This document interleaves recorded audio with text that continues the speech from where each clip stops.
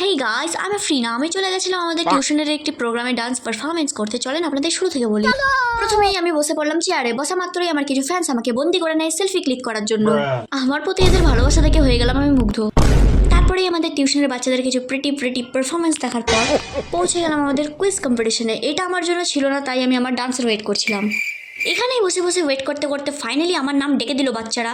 তারপরে আমি রেডি হয়ে চলে গেলাম স্টেজে পৌঁছে এরকম আজুবাজু কিছু ফটো ক্লিক করার পর স্টার্ট করে দিলাম আমার টুটা ফুটা ডান্স। क्यों नहीं हो रही पढ़ाई?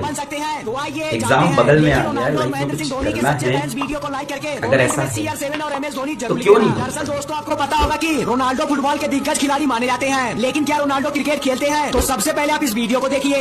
ফুল ডান্স পোস্ট করা আছে, আপনারা দেখেছেন মেবি। তারপরে আমি টুটা ফুটা পারফরমেন্স করার পর চলে গেলাম রিল বানাতে পাশের রুমে। তারপরে এরকম আজব কিছু ফটো ক্লিক করে আমার ফ্যান্সদের সঙ্গে ডান্স করার পরেই